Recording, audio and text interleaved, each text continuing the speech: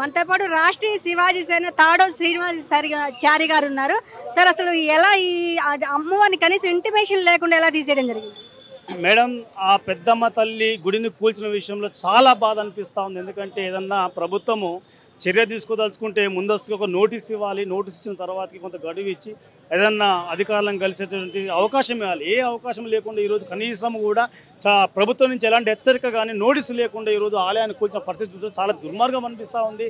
మరి షేక్పేట ఎంఆర్ఓ గారికి ఎందుకు ఆ రకమైనటువంటి ఇంట్రెస్ట్ అర్థం కాలేదు ఇక ఆలయాన్ని కూల్చడంలో. ఎందుకంటే ప్రభుత్వ అధికారులు స్పందించే విధానం మనం చూస్తూ ఉంటాం.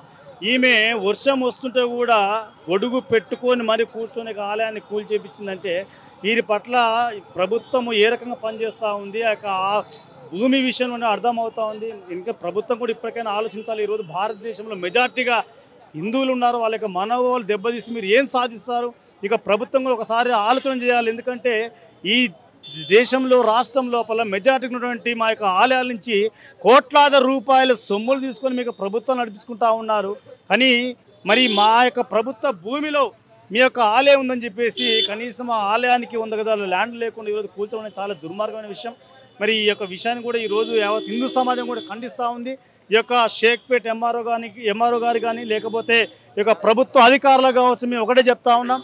మేము ప్రభుత్వానికి కావచ్చు ఎంఆర్ఓ గారికి ఒకటే ఛాలెంజ్ చేస్తా ఉన్నాం హిందూ సంఘాల నుంచి.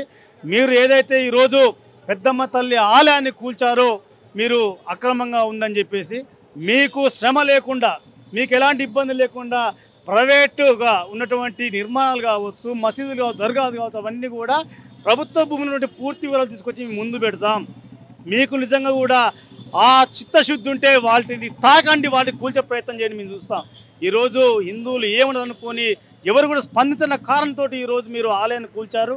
హిందూ సమాజం ఎట్టి పద్ధతి చూస్తూ ఊరుకోదు. ఎందుకంటే మా యొక్క ఎండోమెంట్ భూముల లోపల ఎన్నో ప్రైవేట్ అక్రమ కట్టడాలు, రాజకీయ నాయకుల కట్టడాలు ఎన్నో ఉంటే అవన్నీ వివరాలతో తీసుకొచ్చి మీ ముందు ఉంస్తే ఏ రోజు కూడా స్పందించిన పాపానబోరు. కానీ ఎందుకు ఆలయాన్ని కూల్చడంలో మీరు ఇంత ఇంట్రెస్ట్ చూపుతా ఉన్నారో అర్థం కావట్లేదు. పూర్తి దీని యొక్క విషయాన్ని గమనిస్తే మాత్రం ఇక ప్రభుత్వము ఏదో ఒక రాజకీయ నాయకుడు కావచ్చు, ప్రైవేట్ ఒక వ్యక్తికి ఈ యొక్క ల్యాండ్ కట్టబెట్టే విషయం లోపల ఇంత శ్రద్ధ తీసుకొని ఎంఆర్ఓ గారిని దగ్గర పెట్టి ఆ యొక్క ఆలయాన్ని కూల్పించారని చెప్పి తెలుస్తూ ఉంది.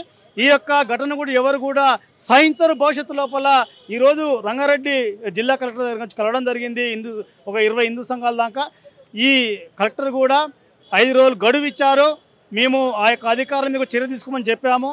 ఖచ్చితంగా జరిగిన పరిస్థితిని కూడా పూర్తి స్థాయిలో విచారణ చేసి వాళ్ళ మీద చర్యలు తీసుకుంటాం అని చెప్పారు. 5 రోజుల తర్వాత మళ్ళీ వచ్చి మేము కలెక్టర్ని కలుస్తాం. చర్యలు తీసుకోకపోతే భవిష్యత్తు లోపల అన్ని హిందూ సంఘాలు కలిసి మిగతా భక్తులు కావచ్చు, మిగతా కార్యకర్తలందరినీ కూడా ఏకతాటి మీద తీసుకొచ్చి ఒక సమావేశం నిర్వహించి పెద్ద స్థాయిలో ఆందోళన చేపడతాం. మళ్ళీ మా పెద్దమ్మ తల్లి యొక్క ఆలయాన్ని పునర్నిర్మాణం చేసే వరకు కూడా మాకు ఉద్యమాన్ని కొనసాగిస్తాం.